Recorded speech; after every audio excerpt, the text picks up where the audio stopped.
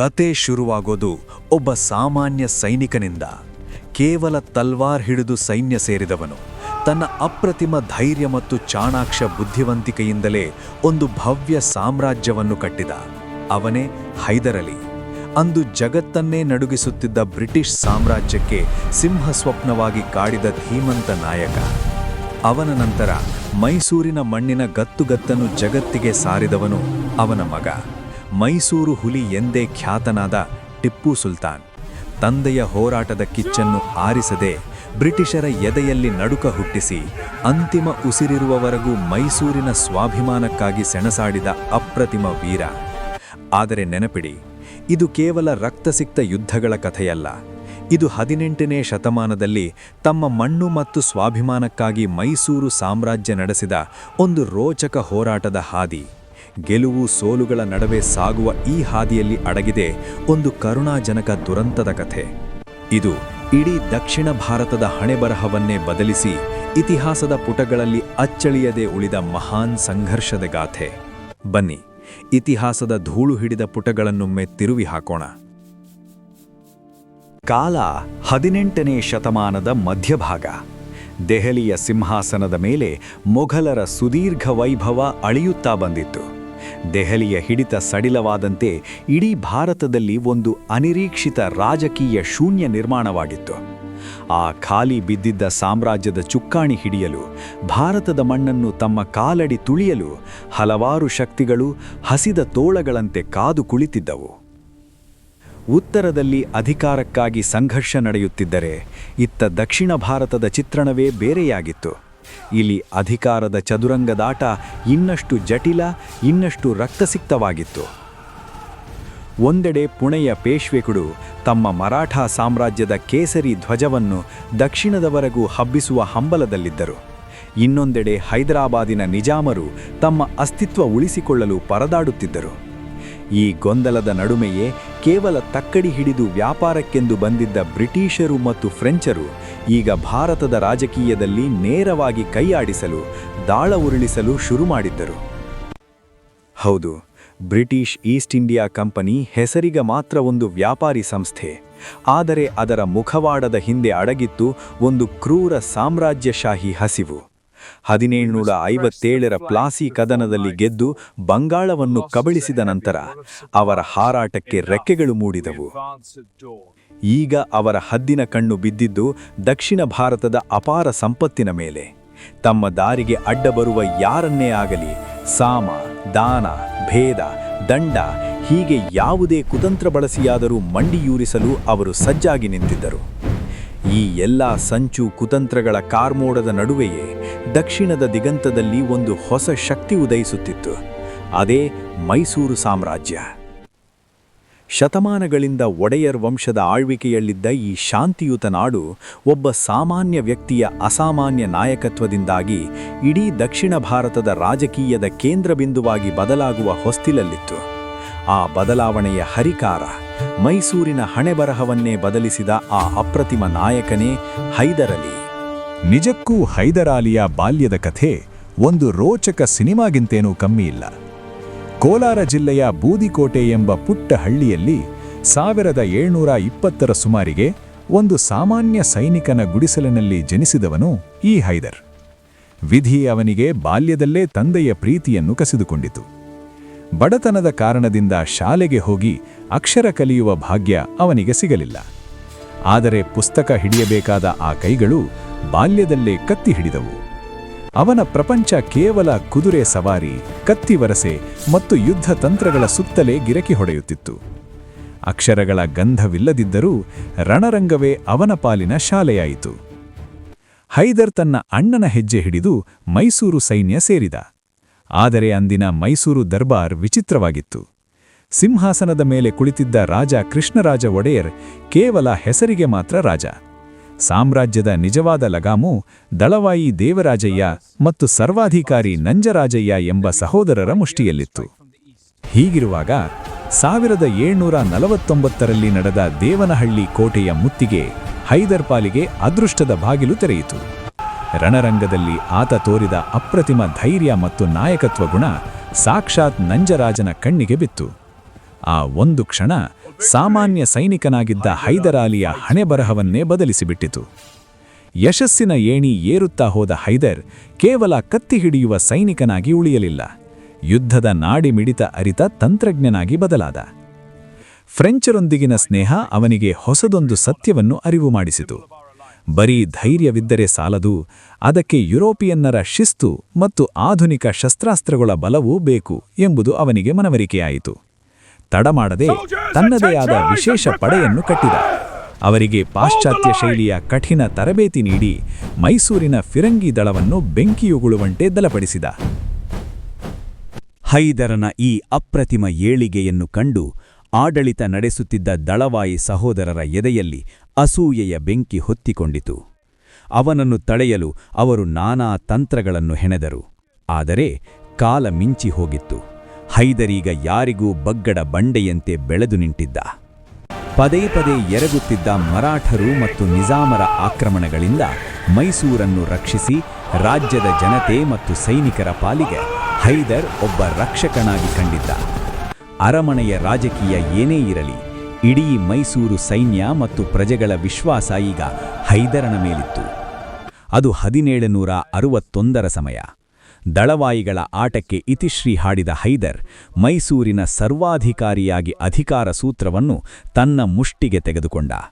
ಹೆಸರಿಗೆ ಮಾತ್ರ ರಾಜನನ್ನು ಸಿಂಹಾಸನದ ಮೇಲೆ ಕೂರಿಸಿ ಆಡಳಿತದ ಸಂಪೂರ್ಣ ಚುಕ್ಕಾಣಿ ಹಿಡಿದ.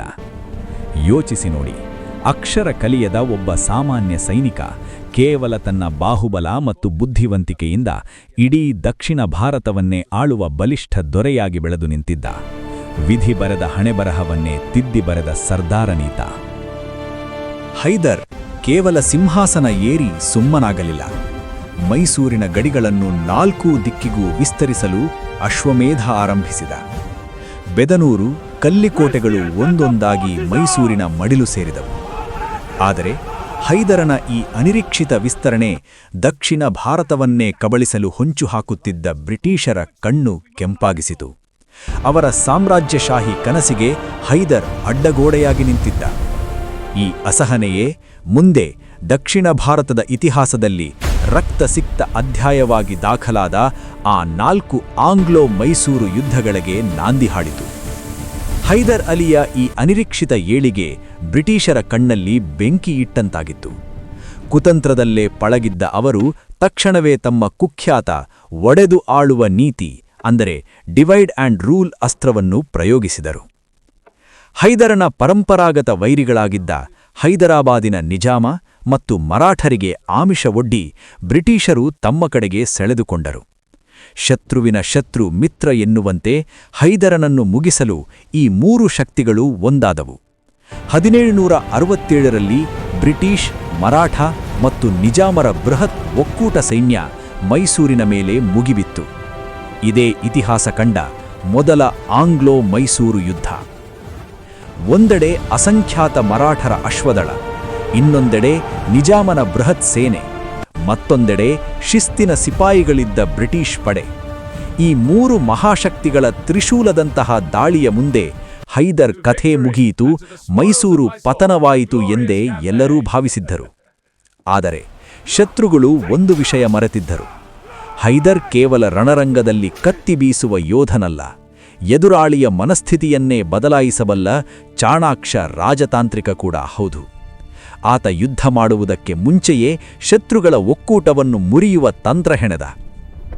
ಹೌದು, ರಣರಂಗದಲ್ಲಿ ಫಿರಂಗಿಗಳು ಗುಡುಗುವ ಮುನ್ನವೇ ಹೈದರ್ ತನ್ನ ರಾಜತಾಂತ್ರಿಕ ಚದುರಂಗದಾಟ ಆರಂಭಿಸಿದ.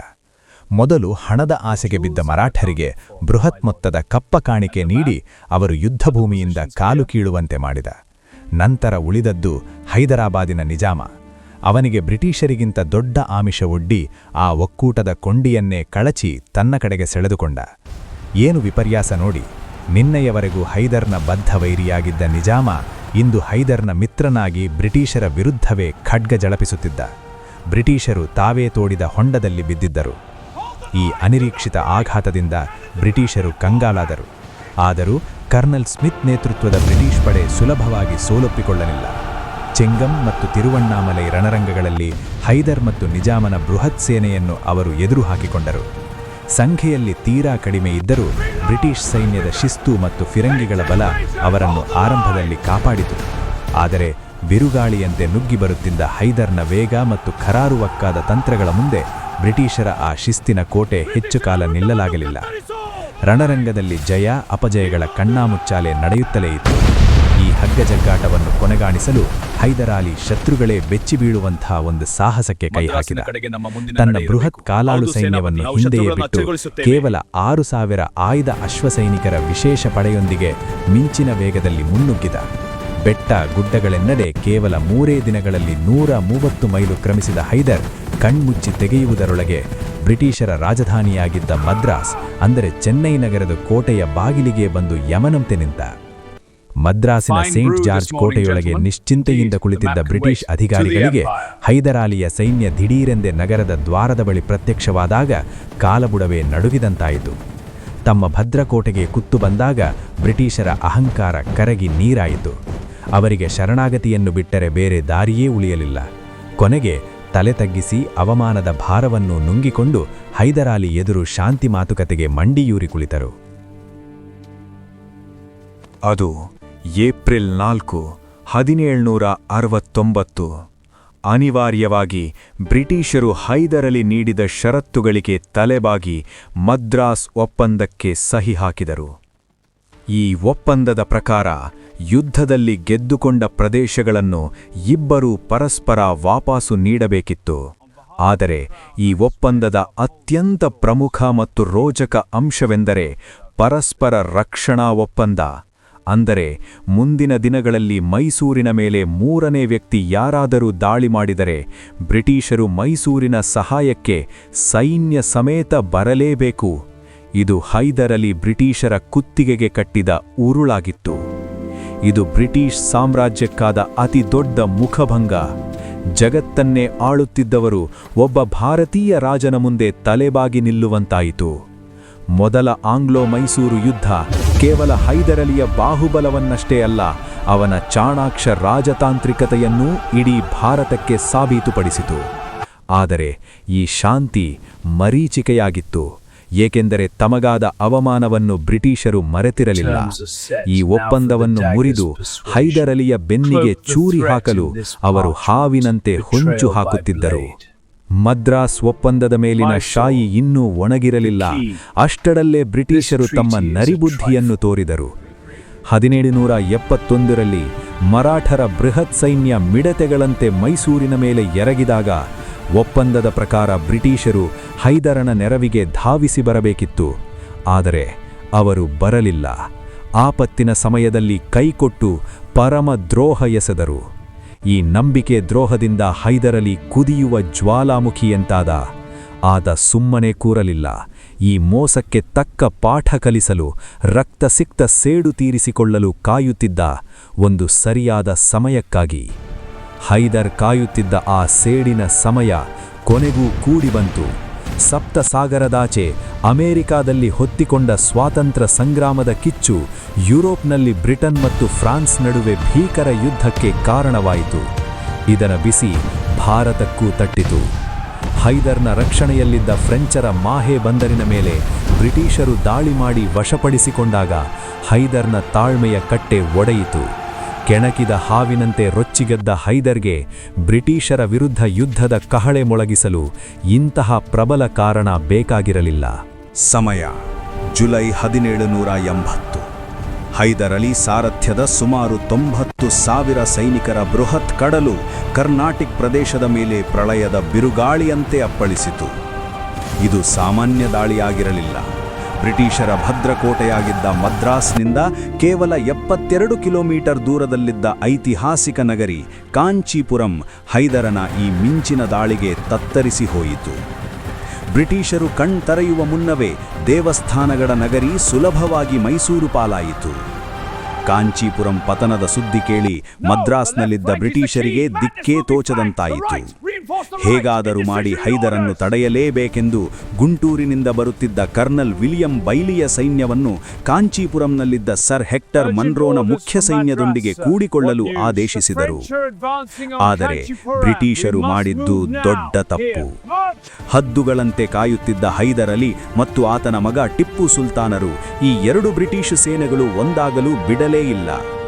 ತಂದೆ ಮಗ ಇಬ್ಬರೂ ಸೇರಿ ಬ್ರಿಟಿಷರ ಆ ಎರಡು ಸೇನೆಗಳ ನಡುವೆ ಬೆಂಕಿಯ ಗೋಡೆಯಂತೆ ನಿಂತರು.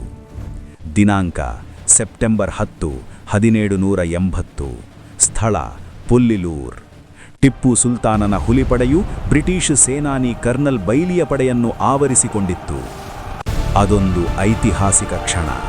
ಯುದ್ಧದ ಇತಿಹಾಸದಲ್ಲೇ ಮೊದಲ ಬಾರಿಗೆ ರಾಕೆಟ್ ತಂತ್ರಜ್ಞಾನವನ್ನು ಇಷ್ಟು ಬೃಹತ್ ಪ್ರಮಾಣದಲ್ಲಿ ಬಳಸಲಾಗಿತ್ತು. ಮೈಸೂರಿನ ವೀರರು ಉಡಾಯಿಸಿದ ಆ ಕಬ್ಬಿಣದ ಕವಚದ ರಾಕೆಟ್ಗಳು ಬ್ರಿಟಿಷರ ಮದ್ದುಗುಂಡಿನ ಬಂಡಿಗಳ ಮೇಲೆ ಅಪ್ಪಳಿಸಿದವು. ಮರುಕ್ಷಣವೇ ಅಲ್ಲಿ ಸೃಷ್ಟಿಯಾದದ್ದು ಯುದ್ಧದ ಗತಿಯನ್ನೇ ಬದಲಿಸಿದ ಒಂದು ಭಯಾನಕ ಸ್ಫೋಟ. ಆ ಅನಿರೀಕ್ಷಿತ ರಾಕೆಟ್ ದಾಳಿಯಿಂದ ಬ್ರಿಟಿಷ್ ಸೈನಿಕರು ದಿಕ್ಕೆಟ್ಟು ಹೋದರು. ಇದೇ ಸರಿಯಾದ ಸಮಯವೆಂದು ಕಾಯುತ್ತಿದ್ದ ಮೈಸೂರಿನ ಪ್ರಬಲ ಅಶ್ವದಳ ಸಿಡಿಲಿನಂತೆ ಅವರ ಮೇಲೆ ಎರಗಿತು. ಅಂದು ಕರ್ನಲ್ ಬೈಲಿಯ ಇಡೀ ಸೈನ್ಯ ಧೂಳಿಪಟವಾಯಿತು. ಇತ್ತ ಬಕ್ಸಾರ್ ಕದನದಲ್ಲಿ ಗೆದ್ದು ಬೀಗಿದ್ದ ವೀರ ಸರ್ ಹೆಕ್ಟರ್ ಮನ್ರೋ ಈ ಸುದ್ದಿ ಕೇಳಿ ಎಷ್ಟು ಬೆಚ್ಚಿಬಿದ್ದನೆಂದರೆ ಪ್ರಾಣ ಭಯದಿಂದ ತನ್ನ ಫಿರಂಗಿಗಳನ್ನು ಕಾಂಚೀಪುರಂನ ಕೆರೆಗೆ ಎಸೆದು ಮದ್ರಾಸಿಗೆ ಪಲಾಯನ ಮಾಡಿದ. ಇದು ಭಾರತದ ಇತಿಹಾಸದಲ್ಲೇ ಬ್ರಿಟಿಷರಿಗೆ ಎದುರಾದ ಅತ್ಯಂತ ಹೀನಾಯ ಸೋಲುಗಳಲ್ಲಿ ಒಂದಾಗಿ ದಾಖಲಾಯಿತು. ಯುದ್ಧದ ಕಾರ್ಮೋಡ ಇನ್ನೂ ಸರಿದಿರಲಿಲ್ಲ. ಕದನ ಮುಂದುವರೆದಿತ್ತು. ಆದರೆ ವಿಧಿಯಾಟವೇ ಬೇರೆಯಾಗಿತ್ತು. 1782 ಡಿಸೆಂಬರ್ 7 ಮೈಸೂರು ಸೈನ್ಯಕ್ಕೆ ಬರಸಿಡಿಲಿನಂಥ ಸುದ್ದಿಯೊಂದು ಬಂದೆರಗಿತು. ಬ್ರಿಟಿಷರ ನಿದ್ದೆಗೆಡಿಸಿದ್ದ ವೀರ ಸೇನಾನಿ ಮೈಸೂರಿನ ಹುಲಿ ಹೈದರ್ ಅಲಿ ಬೆನ್ನಿನ ಮೇಲಾದ ವಿಷಕಾರಿ ಹುಣ್ಣಿನಿಂದಾಗಿ ರಣರಂಗದ ಮಧ್ಯೆಯೇ ಇಹಲೋಕ ತ್ಯಜಿಸಿದರು. ಒಂದು ಯುಗಾಂತ್ಯವಾಯಿತು. ಹೈದರ್ ಅಲಿಯವರ ಸಾವು ಮೈಸೂರು ಪಾಳಯಕ್ಕೆ ಅರಗಿಸಿಕೊಳ್ಳಲಾಗದ ಆಘಾತವಾಗಿತ್ತು. ಆದರೆ ಆ ಕತ್ತಲಲ್ಲಿ ಮಿಂಚಿನಂತೆ ಉದಯಿಸಿದವನು ಯುವರಾಜ ಟಿಪ್ಪು ಸುಲ್ತಾನ್. ತಂದೆಯನ್ನು ಕಳೆದುಕೊಂಡ ನೋವಿದ್ದರೂ ಆದ ಧೈರ್ಯಗೆಡಲಿಲ್ಲ. ಶತ್ರುಗಳಿಗೆ ವಿಷಯ ತಿಳಿಯದಂತೆ ಸಾವಿನ ಸುದ್ದಿಯನ್ನು ಅತ್ಯಂತ ರಹಸ್ಯವಾಗಿಟ್ಟ ಟಿಪ್ಪು ಕ್ಷಿಪ್ರವಾಗಿ ಅಧಿಕಾರದ ಚುಕ್ಕಾಣಿ ಹಿಡಿದ. ತಂದೆಗೆ ಸಾಟಿಯಾದ ವೀರನಾಗಿದ್ದ ಆತ ಯುದ್ಧದ ಕಿಚ್ಚನ್ನು ಸ್ವಲ್ಪವೂ ತಣ್ಣಗಾಗಲು ಬಿಡದೆ ಅದೇ ಆವೇಗದಲ್ಲಿ ಬ್ರಿಟಿಷರ ಮೇಲಿನ ದಾಳಿಯನ್ನು ಮುಂದುವರಿಸಿದ. 4 ವರ್ಷಗಳ ಸುದೀರ್ಘ ಹಾಗೂ ರಕ್ತಸಿಕ್ತ ಹೋರಾಟದ ನಂತರ ಎರಡೂ ಕಡೆ ಅಪಾರ ನಷ್ಟವಾಗಿತ್ತು. ಅಂತಿಮವಾಗಿ 1784ರಲ್ಲಿ ಐತಿಹಾಸಿಕ ಮಂಗಳೂರು ಒಪ್ಪಂದಕ್ಕೆ ಸಹಿ ಹಾಕಲಾಯಿತು. ಈ ಒಪ್ಪಂದದ ಪ್ರಕಾರ ಗೆದ್ದ ಭೂಭಾಗಗಳನ್ನು ಪರಸ್ಪರ ಹಿಂದಿರುಗಿಸಿ ಯುದ್ಧ ಪೂರ್ವ ಸ್ಥಿತಿಗೆ ಮರಳಲು ನಿರ್ಧರಿಸಲಾಯಿತು. ಆದರೆ ಇದೊಂದು ಸಾಮಾನ್ಯ ಒಪ್ಪಂದವಾಗಿರಲಿಲ್ಲ. ಬ್ರಿಟಿಷ್ ಈಸ್ಟ್ ಇಂಡಿಯಾ ಕಂಪನಿಯ ಇತಿಹಾಸದಲ್ಲೇ ಭಾರತೀಯ ರಾಜನೊಬ್ಬ ವಿಧಿಸಿದ ಷರತ್ತುಗಳಿಗೆ ತಲೆಬಾಗಿ ಅವರು ಸಹಿ ಹಾಕಿದ ಕೊನೆಯ ಒಪ್ಪಂದ ಇದಾಗಿತ್ತು. ಮೇಲ್ನೋಟಕ್ಕೆ ಯುದ್ಧ ನಿಂತಿದ್ದರೂ ತಮಗಾದ ಈ ಅವಮಾನ ಬ್ರಿಟಿಷನ ಎದೆಯಲ್ಲಿ ಮೈಸೂರಿನ ಬಗ್ಗೆ ಅಳಿಸಲಾಗದ ದ್ವೇಷದ ಬೀಜವನ್ನು ಬಿತ್ತಿತು. ಸತತ 2 ಯುದ್ಧಗಳಲ್ಲಿ ಮುಖಭಂಗ ಅನುಭವಿಸಿದ್ದ ಬ್ರಿಟಿಷರಿಗೆ ಮೈಸೂರು ಅತಿ ದೊಡ್ಡ ಸಿಂಹ ಸ್ವಪ್ನವಾಗಿತ್ತು. ಆದರೆ ಅಧಿಕಾರಕ್ಕೆ ಬಂದ ಟಿಪ್ಪು ಸುಲ್ತಾನ್ ಕೇವಲ ಒಬ್ಬ ವೀರಯೋಧನಾಗಿ ಮಾತ್ರ ಉಳಿಯಲಿಲ್ಲ. ಆತ ಒಬ್ಬ ಆಧುನಿಕ ಆಡಳಿತಗಾರನಾಗಿ ಬೆಳೆದು ನಿಂತಿದ್ದ. ಒಂದು ಕಡೆ ಸೈನ್ಯವನ್ನು ಅತ್ಯಾಧುನಿಕಗೊಳಿಸಿ ಬಲಿಷ್ಠ ನೌಕಾಪಡೆಯ ಕನಸು ಕಂಡರೆ, ಇನ್ನೊಂದೆಡೆ ಮೈಸೂರಿನ ಮಣ್ಣಿನಲ್ಲಿ ರೇಷ್ಮೆ ಉದ್ಯಮದ ಬೀಜ ಬಿತ್ತಿ ಆರ್ಥಿಕ ಕ್ರಾಂತಿ ಮಾಡಿದ. ಕೇವಲ ತನ್ನ ರಾಜ್ಯಕ್ಕಷ್ಟೇ ಸೀಮಿತವಾಗದ ಟಿಪ್ಪು ಫ್ರಾನ್ಸ್ ಮತ್ತು ಟರ್ಕಿಯಂತಹ ಜಾಗತಿಕ ಶಕ್ತಿಗಳೊಂದಿಗೆ ದೌತ್ಯ ಸಂಬಂಧ ಬೆಳೆಸತೊಡಗಿದ. ಮೈಸೂರಿನ ಈ ಅಭೂತಪೂರ್ವ ಬೆಳವಣಿಗೆ ಬ್ರಿಟಿಷರ ನಿದ್ದೆಗೆಡಿಸಿ ಅವರ ಕಣ್ಣು ಕೆಂಪಾಗುವಂತೆ ಮಾಡಿತು. ಮೈಸೂರನ್ನು ಹತ್ತಿಕ್ಕಲು ಬ್ರಿಟಿಷರಿಗೆ ಕೇವಲ ಒಂದು ಸಣ್ಣ ನೆಪ ಬೇಕಿತ್ತು. 1789ರಲ್ಲಿ ಆ ಕಿಡಿ ಹೊತ್ತುಕೊಂಡಿತು. ಬ್ರಿಟಿಷರ ಆಶ್ರಿತ ರಾಜ್ಯವಾಗಿದ್ದ ಟ್ರಾವೆನ್ಕೋರಿನ ಮೇಲೆ ಟಿಪ್ಪು ದಾಳಿ ಮಾಡಿದಾಗ ಪರಿಸ್ಥಿತಿ ಸ್ಫೋಟಕವಾಯಿತು. ಇದನ್ನೇ ಸರಿಯಾದ ಸಮಯವೆಂದು ಭಾವಿಸಿದ ಗವರ್ನರ್ ಜನರಲ್ ಲಾರ್ಡ್ ಕಾರ್ನ್ವಾಲಿಸ್ ಮೈಸೂರಿನ ಮೇಲೆ ಯುದ್ಧ ಸಾರಿದ. ಬ್ರಿಟಿಷರು ಹೈದರಾಬಾದಿನ ನಿಜಾಮನೊಂದಿಗೆ ಕೈಜೋಡಿಸಿ ತ್ರಿಪಕ್ಷೀಯ ಮೈತ್ರಿ ಮಾಡಿಕೊಂಡರು. ಮೈಸೂರಿನ ಹುಲಿಯನ್ನು ಕಾಡಿನಲ್ಲೇ ಸುತ್ತುವರಿಯುವ ಭೀಕರ ಸಂಚು ಶುರುವಾಯಿತು. ಈ ಬಾರಿ ಲಾರ್ಡ್ ಕಾರ್ನ್ವಾಲಿಸ್ ಯಾವುದೇ ರಿಸ್ಕ್ ತೆಗೆದುಕೊಳ್ಳಲು ಸಿದ್ಧವಿರಲಿಲ್ಲ. ಆತ ಮೈಸೂರಿನ ಶಕ್ತಿಯನ್ನು ಅಳೆದು ಸುರಿದು ಭರ್ಜರಿ ಸಿದ್ಧತೆ ನಡೆಸಿದ್ದ. ಕಪಟ ರಾಜತಾಂತ್ರಿಕತೆಯಿಂದ ಮರಾಠರು ಮತ್ತು ಹೈದರಾಬಾದಿನ ನಿಜಾಮನ್ನು ತನ್ನತ್ತ ಸೆಳೆದುಕೊಂಡ ಕಾರ್ನ್ವಾಲಿಸ್, ಟಿಪ್ಪುವನ್ನು ಸೋಲಿಸಿದ ಮೇಲೆ ಸಿಗುವ ಭೂಭಾಗದಲ್ಲಿ ನಿಮಗೆ ಸಮಪಾಲು ಎಂಬ ಆಸೆ ತೋರಿಸಿದ. ಅಂದು ಭಾರತೀಯ ರಾಜರ ನಡುವೆ ಇದ್ದ ಒಗ್ಗಟ್ಟಿನ ಕೊರತೆ ಮೈಸೂರಿನ ಹುಲಿಯನ್ನು ಮಟ್ಟಹಾಕಲು ಹವಣಿಸುತ್ತಿದ್ದ ಬ್ರಿಟಿಷರಿಗೆ ದೊಡ್ಡ ವರವಾಯಿತು. ಸ್ವದೇಶಿ ಬಲವೇ ಪರಕೀಯರಿಗೆ ಆಯುಧವಾಗಿ ಪರಿಣಮಿಸಿತು. ಅದು 1790ರ ಸಮಯ. ಮೈಸೂರು ಸಾಮ್ರಾಜ್ಯದ ಮೇಲೆ ಯುದ್ಧದ ಕಾರ್ಮೋಡ ಕವಿದಿತ್ತು. ಬ್ರಿಟಿಷ್, ಮರಾಠ ಮತ್ತು ನಿಜಾಮರ ಬಲವಾದ ಮೈತ್ರಿಕೂಟವು 3 ದಿಕ್ಕುಗಳಿಂದಲೂ ಏಕಕಾಲದಲ್ಲಿ ಮೈಸೂರಿನ ಮೇಲೆ ಮುಗಿಬಿದ್ದಿತು. ಮೈಸೂರಿನ ಹುಲಿ ಟಿಪ್ಪು ಸುಲ್ತಾನ್ ರಣರಂಗದಲ್ಲಿ ಶತ್ರುಗಳೆದುರು ವೀರಾವೇಶದಿಂದ ಹೋರಾಡಿದ. ಆದರೆ ಆ ಬೃಹತ್ ಸೈನ್ಯದ ಎದುರು ಏಕಾಂಗಿಯಾಗಿ ಹೆಚ್ಚು ಕಾಲ ನಿಲ್ಲುವುದು ಅಸಾಧ್ಯವಾಯಿತು. ಇತ್ತ ಟಿಪ್ಪುವಿನ ನಂಬಿಕಸ್ಥ ಮಿತ್ರರಾಗಿದ್ದ ಫ್ರೆಂಚರು ಕೂಡ ಸಹಾಯಕ್ಕೆ ಬರಲಿಲ್ಲ. ಏಕೆಂದರೆ ಫ್ರಾನ್ಸ್ ಆಗಲೇ ತನ್ನದೇ ಆದ ಫ್ರೆಂಚ್ ಕ್ರಾಂತಿಯ ಬೆಂಕಿಯಲ್ಲಿ ಬೇಯುತ್ತಿತ್ತು. ಅಂತಿಮವಾಗಿ 1792ರಲ್ಲಿ ಯುದ್ಧದ ಕಾರ್ಮೋಡ ಶ್ರೀರಂಗಪಟ್ಟಣವನ್ನೇ ಆವರಿಸಿತು. ಶತ್ರು ಸೈನ್ಯಗಳು ಮೈಸೂರಿನ ರಾಜಧಾನಿಗೆ 4 ಕಡೆಯಿಂದ ಭೀಕರ ಮುತ್ತಿಗೆ ಹಾಕಿದವು. ತನ್ನ ಸಾಮ್ರಾಜ್ಯ ಮತ್ತು ಪ್ರಜೆಗಳನ್ನು ಸಂಪೂರ್ಣ ವಿನಾಶದಿಂದ ಉಳಿಸಲು ಟಿಪ್ಪು ಅನಿವಾರ್ಯವಾಗಿ ತಲೆಬಾಗಬೇಕಾಯಿತು. ಇತಿಹಾಸದಲ್ಲೇ ಅತ್ಯಂತ ನೋವಿನ ಹಾಗೂ ಅವಮಾನಕರ ಒಪ್ಪಂದಕ್ಕೆ ಟಿಪ್ಪು ಸಹಿ ಹಾಕಿದ. ಮಾರ್ಚ್ 1792 ಶ್ರೀರಂಗಪಟ್ಟಣದ ಒಪ್ಪಂದ ಜಾರಿಗೆ ಬಂತು. ಆದರೆ ಅದರ ಷರತ್ತುಗಳು ಟಿಪ್ಪುವಿನ ಎದೆಯನ್ನೇ ಸೀಳುವಂತಿದ್ದವು. ಮೊದಲನೆಯದಾಗಿ ಟಿಪ್ಪು ತನ್ನ ಪ್ರೀತಿಯ ಸಾಮ್ರಾಜ್ಯದ ಅರ್ಧದಷ್ಟು ಭಾಗವನ್ನು ಬ್ರಿಟಿಷರು, ಮರಾಠರು ಮತ್ತು ನಿಜಾಮನಿಗೆ ಹಂಚಿಕೊಡಬೇಕಾಯಿತು. ಎರಡನೆಯದಾಗಿ ಯುದ್ಧದ ನಷ್ಟ ಪರಿಹಾರವೆಂದು ಬರೋಬ್ಬರಿ 3.5 ಕೋಟಿ ರೂಪಾಯಿಗಳನ್ನು ನೀಡಬೇಕಾಯಿತು. ಆದರೆ ಅತ್ಯಂತ ಕ್ರೂರವಾದ ಷರತ್ತು ಎಂದರೆ ಈ ಹಣವನ್ನು ಪಾವತಿಸುವವರೆಗೂ ಟಿಪ್ಪು ತನ್ನ 2 ಮುದ್ದು ಕಂದಮ್ಮಗಳನ್ನು ಅಬ್ದುಲ್ ಖಾಲೀಕ್ ಮತ್ತು ಮೊಯಿಜುದ್ದೀನ್ಗಳನ್ನು ಬ್ರಿಟಿಷರ ಬಳಿ ಒತ್ತೆಯಾಳುಗಳಾಗಿ ಕಳುಹಿಸಿಕೊಡಬೇಕಾಯಿತು. ಇದು ಟಿಪ್ಪುವಿಗೆ ಕೇವಲ ರಾಜಕೀಯ ಸೋಲಾಗಿರಲಿಲ್ಲ, ಸಹಿಸಲಾರದ ವೈಯಕ್ತಿಕ ಅವಮಾನವಾಗಿತ್ತು. ತನ್ನ ಕರುಳಿನ ಕುಡಿಗಳನ್ನು ಶತ್ರುಗಳ ಪಾಳಯಕ್ಕೆ ಕಳುಹಿಸುವುದು ಆ ತಂದೆಗೆ ನರಕ ಯಾತನೆಯಾಗಿತ್ತು. ಆದರೆ ಇದೇ ಅವಮಾನ ಟಿಪ್ಪುವಿನ ಎದೆಯಲ್ಲಿ ಬ್ರಿಟಿಷರ ವಿರುದ್ಧ ಆರದ ದ್ವೇಷದ ಕಿಚ್ಚನ್ನು ಹೊತ್ತಿಸಿತು. ಗಾಯಗೊಂಡ ಹುಲಿ ಕಾಡಿನಲ್ಲಿ ಸುಮ್ಮನೆ ಕೂರುವುದಿಲ್ಲ, ಅದು ಬೇಟೆಗೆ ಕಾಯುತ್ತದೆ. ಹಾಗೆಯೇ ಟಿಪ್ಪು ಕೂಡ ಸೇಡು ತೀರಿಸಿಕೊಳ್ಳಲು ಶಪಥ ಮಾಡಿದ. ಗಾಯಗೊಂಡ ಹುಲಿ ಸುಮ್ಮನೆ ನಿದ್ರಿಸುವುದಿಲ್ಲ, ಅದು ಮುಂದಿನ ಬೇಟೆಗೆ ಕಾಯುತ್ತದೆ. ಟಿಪ್ಪು ಸುಲ್ತಾನ್ ಮುಂದಿನ 7 ವರ್ಷಗಳ ಕಾಲ ಹಗಲಿರುಳು ಶ್ರಮಿಸಿ ತನ್ನ ಸಾಮ್ರಾಜ್ಯದ ಶಕ್ತಿಯನ್ನು ಮರುಗಳಿಸಿದ. ಸೈನ್ಯವನ್ನು ಬಲಪಡಿಸಿದ. ಅಷ್ಟೇ ಅಲ್ಲ, ಈ ಬಾರಿ ಬ್ರಿಟಿಷರ ಎದೆಯಲ್ಲಿ ನಡುಕ ಹುಟ್ಟಿಸಲು ಜಗತ್ತನ್ನೇ ಗೆಲ್ಲಲು ಹೊರಟಿದ್ದ ಫ್ರಾನ್ಸ್ನ ಚಕ್ರವರ್ತಿ ನೆಪೋಲಿಯನ್ ಬೋನಾಪಾರ್ಟಿಯ ಜೊತೆ ರಹಸ್ಯ ಸಂಪರ್ಕ ಸಾಧಿಸಿದ. ಸರಿಯಾಗಿ ಇದೇ ಹೊತ್ತಿಗೆ ಬ್ರಿಟಿಷ್ ಸಾಮ್ರಾಜ್ಯದ ವಿಸ್ತರಣೆಯ ಹಸಿವಿನಿಂದ ಕೂಡಿದ ಹೊಸ ಗವರ್ನರ್ ಜನರಲ್ ಆದ ಲಾರ್ಡ್ ವೆಲ್ಲೆಸ್ಲಿ ಭಾರತಕ್ಕೆ ಕಾಲಿಟ್ಟ. ಕೇವಲ ರಾಜ್ಯ ವಿಸ್ತರಣೆಯೇ ಗುರಿಯಾಗಿದ್ದ ವೆಲ್ಲೆಸ್ಲಿಗೆ ಟಿಪ್ಪು ಮತ್ತು ನೆಪೋಲಿಯನ್ ನಡುವಿನ ಸ್ನೇಹ ಮೈಸೂರನ್ನು ಕಬಳಿಸಲು ಒಂದು ನೆಪವಾಯಿತು. ವೆಲ್ಲೆಸ್ಲಿ ಕುತಂತ್ರದಿಂದ ಟಿಪ್ಪುವಿನ ಮುಂದೆ ಸಹಾಯಕ ಸೈನ್ಯ ಪದ್ಧತಿ ಎಂಬ ರಾಜರನ್ನು ಗುಲಾಮರನ್ನಾಗಿಸುವ ಒಪ್ಪಂದವನ್ನು ಇಟ್ಟ. ಆದರೆ ಬ್ರಿಟಿಷರಿಗೆ ತಲೆಬಾಗುವುದಕ್ಕಿಂತ ಸಾವು ಲೇಸೆಂದು ಭಾವಿಸಿದ ಸ್ವಾಭಿಮಾನಿ ಟಿಪ್ಪು ಆ ಪ್ರಸ್ತಾಪವನ್ನು ಕಸದಂತೆ ತಿರಸ್ಕರಿಸಿದ. ಟಿಪ್ಪುವಿನ ಈ ನಿರಾಕರಣೆಯನ್ನೇ ಕಾಯ್ದಲುದ್ದ ಲಾರ್ಡ್ ವೆಲ್ಲೆಸ್ಲಿ ತಕ್ಷಣವೇ ಮೈಸೂರಿನ ಮೇಲೆ ಯುದ್ಧ ಘೋಷಿಸಿದ. ಅದು 1799ರ ಫೆಬ್ರುವರಿ. ಮೈಸೂರಿನ ಇತಿಹಾಸದ ಕೊನೆಯ ಪುಟಗಳು ತೆರೆದುಕೊಂಡವು. ಬ್ರಿಟಿಷರ ಬೃಹತ್ ಸೈನ್ಯವು ಪ್ರವಾಹದೋಪಾದಿಯಲ್ಲಿ ನುಗ್ಗಿಬಂತು. ಇದು ಕೇವಲ ಯುದ್ಧವಾಗಿರಲಿಲ್ಲ, ಒಂದು ಸಾಮ್ರಾಜ್ಯದ ಅಂತ್ಯದ ಆರಂಭವಾಗಿತ್ತು. ಇದೇ ಇತಿಹಾಸ ಕಂಡ 4ನೇ ಹಾಗೂ ಕೊನೆಯ ಆಂಗ್ಲೋ ಮೈಸೂರು ಯುದ್ಧ. ಇತಿಹಾಸದ ದುರಂತ ಮರುಕಳಿಸಿತು. ಹೈದರಾಬಾದ್ ನಿಜಾಮ ಮತ್ತೊಮ್ಮೆ ಬ್ರಿಟಿಷರ ಕೈಜೋಡಿಸಿದ. ಈಗ ಮೈಸೂರಿನ ಸಾವು 2 ದಿಕ್ಕುಗಳಿಂದ ಧಾವಿಸುತ್ತಿತ್ತು. ಒಂದೆಡೆ ಬಾಂಬೆಯಿಂದ, ಇನ್ನೊಂದೆಡೆ ಮದ್ರಾಸ್ನಿಂದ ಹೊರಟ ಬೃಹತ್ ಸೈನ್ಯಗಳು ಶ್ರೀರಂಗಪಟ್ಟಣದತ್ತ ನುಗ್ಗಿದವು. ಏಪ್ರಿಲ್ 1799ರ ಹೊತ್ತಿಗೆ ಶ್ರೀರಂಗಪಟ್ಟಣದ ಕೋಟೆ ಸಂಪೂರ್ಣವಾಗಿ ಉಸಿರುಗಟ್ಟಿತು. ಶತ್ರುಗಳು ಕೋಟೆಯನ್ನು ಎಷ್ಟು ಬಿಗಿಯಾಗಿ ಸುತ್ತುವರೆದರೆಂದರೆ ಅಲ್ಲಿಂದ ತಪ್ಪಿಸಿಕೊಳ್ಳಲು ಇರುವೆಗೂ ಜಾಗವಿರಲಿಲ್ಲ. ಆದರೆ ಮೈಸೂರಿನ ದುರಂತ ನೋಡಿ. ಕೋಟೆಯ ಹೊರಗಿದ್ದ ಲಕ್ಷಾಂತರ ಶತ್ರುಗಳಿಗಿಂತ ಕೋಟೆಯ ಒಳಗಿದ್ದ ಒಬ್ಬನೇ ದ್ರೋಹಿ ಹೆಚ್ಚು ಅಪಾಯಕಾರಿಯಾದ. ಆತನೇ ಟಿಪ್ಪುವಿನ ಮುಖ್ಯಮಂತ್ರಿ ಮೀರ್ ಸಾದಿಕ್.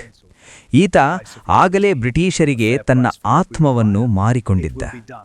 ಯುದ್ಧದ ಅತ್ಯಂತ ನಿರ್ಣಾಯಕ ಕ್ಷಣದಲ್ಲಿ ಸೈನಿಕರಿಗೆ ಸಂಬಳ ನೀಡುವ ನೆಪ ಹೇಳಿ ಕೋಟೆಯ ರಕ್ಷಣಾ ಪಡೆಯನ್ನು ಆಯಕಟ್ಟಿನ ಜಾಗದಿಂದ ಹಿಂದಕ್ಕೆ ಕರೆಸಿದ.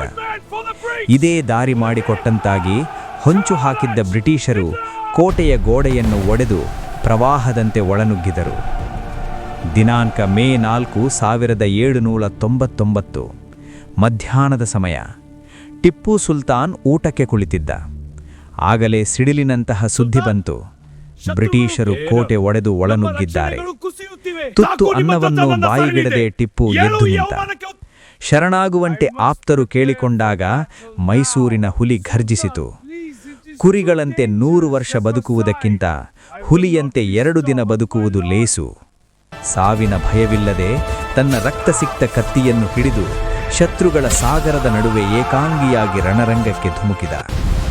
ಶ್ರೀರಂಗಪಟ್ಟಣದ ಕೋಟೆಯ ದ್ವಾರದ ಬಳಿ ಭೀಕರ ಯುದ್ಧ ನಡೆಯಿತು. ಟಿಪ್ಪು ಸಾಮಾನ್ಯ ಸೈನಿಕನಂತೆ ಹೋರಾಡಿದ. ಕೊನೆಗೆ ಒಬ್ಬ ಅನಾಮಿಕ ಬ್ರಿಟಿಷ್ ಸೈನಿಕನ ಗುಂಡಿಗೆ ಬಲಿಯಾಗಿ ವೀರ ಮರಣವನ್ನಪ್ಪಿದ. ಟಿಪ್ಪುವಿನ ಸಾವಿನೊಂದಿಗೆ ಮೈಸೂರು ಸಾಮ್ರಾಜ್ಯದ ಸ್ವಾತಂತ್ರ್ಯ ಅಸ್ತಂಗತವಾಯಿತು. ಬ್ರಿಟಿಷರು ಶ್ರೀರಂಗಪಟ್ಟಣವನ್ನು ಲೂಟಿ ಮಾಡಿದರು. ಟಿಪ್ಪುವಿನ ಅಮೂಲ್ಯ ಗ್ರಂಥಾಲಯ, ಸಿಂಹಾಸನ ಎಲ್ಲವನ್ನೂ ಬ್ರಿಟನ್ಗೆ ಸಾಗಿಸಿದರು. ಮೈಸೂರು ರಾಜ್ಯವನ್ನು ಒಡೆಯರ್ ವಂಶಕ್ಕೆ ಹಿಂತಿರುಗಿಸಲಾಯಿತು. ಆದರೆ ಅವರು ಬ್ರಿಟಿಷರ ಕೈಗೊಂಬೆಯಾದರು. ಮೈಸೂರಿನ ಪತನದೊಂದಿಗೆ ದಕ್ಷಿಣ ಭಾರತದಲ್ಲಿ ಬ್ರಿಟಿಷರಿಗೆ ಸವಾಲು ಹಾಕುವ ಯಾರೂ ಉಳಿಯಲಿಲ್ಲ.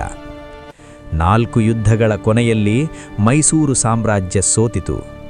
ಹೈವರ್ ಮತ್ತು ಟಿಪ್ಪುವಿನ 40 ವರ್ಷದ ಹೋರಾಟ ವ್ಯರ್ಥವಾದಂತೆ ಕಾಣಿಸಿತು. ಆದರೆ ಇತಿಹಾಸವನ್ನು ಕೇವಲ ಸೋಲು ಗೆಲುವಿನಲ್ಲಿ ಅಳೆಯಲು ಸಾಧ್ಯವಿಲ್ಲ. ಟಿಪ್ಪುವಿನ ದೊಡ್ಡ ಕೊಡುಗೆಯೆಂದರೆ ರಾಕೆಟ್ ತಂತ್ರಜ್ಞಾನ. ಪೊಲ್ಲಿಲೂರ್ ಯುದ್ಧದಲ್ಲಿ ಈ ರಾಕೆಟ್ಗಳು ಬ್ರಿಟಿಷರ ಮೇಲೆ ಬೀರಿದ ಪರಿಣಾಮದಿಂದ ಪ್ರಭಾವಿತನಾದ ವಿಲಿಯಂ ಕಾಂಗ್ರೀವ್ ಎಂಬ ಬ್ರಿಟಿಷ್ ವಿಜ್ಞಾನಿ ಕಾಂಗ್ರೀವ್ ರಾಕೆಟ್ಗಳನ್ನು ಅಭಿವೃದ್ಧಿಪಡಿಸಿದ. ಮುಂದೆ ನೆಪೋಲಿಯನ್ ವಿರುದ್ಧದ ಯುದ್ಧಗಳಲ್ಲಿ ಬ್ರಿಟಿಷರು ಇದೇ ರಾಕೆಟ್ಗಳನ್ನು ಬಳಸಿದರು. ಭಾರತದ ಮಾಜಿ ರಾಷ್ಟ್ರಪತಿ ಡಾಕ್ಟರ್ APJ ಅಬ್ದುಲ್ ಕಲಾಂ ಟಿಪ್ಪುವನ್ನು ವಿಶ್ವದ ಮೊದಲ ಯುದ್ಧ ರಾಕೆಟ್ನ ಜನಕ ಎಂದು ಕರೆದಿದ್ದಾರೆ. ಇದರ ಜೊತೆಗೆ ಟಿಪ್ಪು ಹೊಸ ನಾಣ್ಯ ಪದ್ಧತಿ, ಕ್ಯಾಲೆಂಡರ್ ಮತ್ತು ಭೂಕಂದಾಯ ವ್ಯವಸ್ಥೆಯಲ್ಲಿ ಸುಧಾರಣೆ ತಂದ. ಅವನು ರೇಷ್ಮೆ ಕೃಷಿಗೆ ನೀಡಿದ ಪ್ರೋತ್ಸಾಹದಿಂದಾಗಿ ಇಂದಿಗೂ ಮೈಸೂರು ರೇಷ್ಮೆ ಪ್ರಸಿದ್ಧವಾಗಿದೆ. ಈ ಯುದ್ಧಗಳು ಭಾರತೀಯ ಇತಿಹಾಸದ ಒಂದು ಕಹಿ ಸತ್ಯವನ್ನು ನೆನಪಿಸುತ್ತವೆ. ಅದುವೇ ನಮ್ಮ ರಾಜರ ನಡುವಿನ ಒಗ್ಗಟ್ಟಿನ ಕೊರತೆ. ಪ್ರತಿ ಯುದ್ಧದಲ್ಲೂ ಮರಾಠರು ಮತ್ತು ನಿಜಾಮರು ತಮ್ಮ ಸಣ್ಣ ಲಾಭಕ್ಕಾಗಿ ಬ್ರಿಟಿಷರೊಂದಿಗೆ ಸೇರಿದರು. ಒಂದು ವೇಳೆ ಈ ಎಲ್ಲರೂ ಒಟ್ಟಾಗಿ ಹೋರಾಡಿದ್ದರೆ ಭಾರತದ ಇತಿಹಾಸವೇ ಬೇರೆ ಇರುತ್ತಿತ್ತು. ಟಿಪ್ಪು ಸುಲ್ತಾನ್ ಒಬ್ಬ ಸಂಕೀರ್ಣ ವ್ಯಕ್ತಿ. ಒಂದೆಡೆ ಅವನು ಬ್ರಿಟಿಷರ ವಿರುದ್ಧ ಹೋರಾಡಿದ ವೀರ. ಶೃಂಗೇರಿ ಮಠದ ಮೇಲೆ ದಾಳಿಯಾದಾಗ ಅದನ್ನು ಸರಿಪಡಿಸಲು ಸಹಾಯ ಮಾಡಿದ ರಾಜ.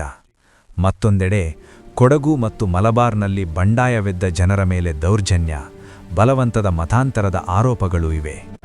ಇತಿಹಾಸವನ್ನು ನಾವು ಕಪ್ಪು ಬಿಳುಪಿನಲ್ಲಿ ನೋಡಲಾಗುವುದಿಲ್ಲ. ಅದರ ಎಲ್ಲ ಸಂಕೀರ್ಣತೆಗಳೊಂದಿಗೆ ಅರ್ಥ ಮಾಡಿಕೊಳ್ಳಬೇಕು. ಇದಕ್ಕೆ ಟಿಪ್ಪು ಒಂದು ಉದಾಹರಣೆ. ಹಾಗಾದರೆ ಆಂಗ್ಲೋ ಮೈಸೂರು ಯುದ್ಧಗಳ ಅಂತಿಮ ಫಲಿತಾಂಶವೇನು? ರಾಜಕೀಯವಾಗಿ ಇದು ಮೈಸೂರಿನ ಪತನಕ್ಕೆ ಮತ್ತು ದಕ್ಷಿಣ ಭಾರತದಲ್ಲಿ ಬ್ರಿಟಿಷ್ ಸಾಮ್ರಾಜ್ಯ ಸ್ಥಾಪನೆಗೆ ಕಾರಣವಾಯಿತು. ಆದರೆ ಸಾಂಕೇತಿಕವಾಗಿ ಹೈದರ್ ಮತ್ತು ಟಿಪ್ಪುವಿನ ಹೋರಾಟ ಎಂದಿಗೂ ಸೋಲಲಿಲ್ಲ. ಅವರು ತಮ್ಮ ಸ್ವಾತಂತ್ರ್ಯಕ್ಕಾಗಿ, ಸ್ವಾಭಿಮಾನಕ್ಕಾಗಿ ಹೋರಾಡಿದರು. ಅವರ ಹೋರಾಟ ಮುಂದಿನ ಪೀಳಿಗೆಯ ಸ್ವಾತಂತ್ರ್ಯ ಹೋರಾಟಗಾರರಿಗೆ ದೊಡ್ಡ ಸ್ಫೂರ್ತಿಯಾಯಿತು. ಬ್ರಿಟಿಷರನ್ನು ಎದುರಿಸಬಹುದು, ಸೋಲಿಸಬಹುದು ಎಂಬ ಆತ್ಮವಿಶ್ವಾಸವನ್ನು ಭಾರತೀಯರಲ್ಲಿ ಮೂಡಿಸಿತು. ಈ ಯುದ್ಧಗಳು ಕೇವಲ ದಿನಾಂಕಗಳ ಪಟ್ಟಿಯಲ್ಲ. ಇದು ತಮ್ಮ ನೆಲಕ್ಕಾಗಿ ಪ್ರಾಣ ಕೊಟ್ಟ ಸಾವಿರಾರು ಸೈನಿಕರ ಕಥೆ. ಇದು ದ್ರೋಹ ಮತ್ತು ಅನೈಕ್ಯತೆ ಹೇಗೆ ಸೋಲಿಗೆ ಕಾರಣವಾಗುತ್ತದೆ ಎಂಬುದಕ್ಕೆ ಒಂದು ಎಚ್ಚರಿಕೆಯ ಕಥೆ. ಹಾಗಾದರೆ ಒಂದು ಪ್ರಶ್ನೆಯೊಂದಿಗೆ ಈ ಕಥೆಯನ್ನು ಮುಗಿಸೋಣ. ಹೈದರ್ ಮತ್ತು ಟಿಪ್ಪುವಿನ ಪರಂಪರೆಯಿಂದ ನಾವು ಇವತ್ತು ಕಲಿಯಬೇಕಾದ ಪಾಠಗಳೇನು? ಈ ಕಥೆ ನಿಮಗಿಷ್ಟವಾಗಿದ್ದಲ್ಲಿ ಮತ್ತು ಈ ಪ್ರಶ್ನೆಗಳ ಬಗ್ಗೆ ನಿಮ್ಮ ಅನಿಸಿಕೆಗಳಿದ್ದಲ್ಲಿ ದಯವಿಟ್ಟು ನಿಮ್ಮ ಅಭಿಪ್ರಾಯವನ್ನು ಕೆಳಗಿನ ಕಾಮೆಂಟ್ಸ್ ವಿಭಾಗದಲ್ಲಿ ತಿಳಿಸಿ. ಮುಂದಿನ ವಿಡಿಯೋದಲ್ಲಿ ನಾವು ಯಾವ ಐತಿಹಾಸಿಕ ಘಟನೆಯ ಬಗ್ಗೆ ಮಾತನಾಡಬೇಕು ಎಂಬುದನ್ನು ಸೂಚಿಸಿ. ನಮ್ಮ ವೀರಚರಿತ್ರೆ ಚಾನೆಲ್ಗೆ ಸಬ್ಸ್ಕ್ರೈಬ್ ಆಗುವುದನ್ನು ಮರೆಯಬೇಡಿ. ಇತಿಹಾಸದ ಈ ಪಯಣದಲ್ಲಿ ನಮ್ಮೊಂದಿಗೆ ಭಾಗಿಯಾದ ನಿಮ್ಮೆಲ್ಲರಿಗೂ ಧನ್ಯವಾದಗಳು.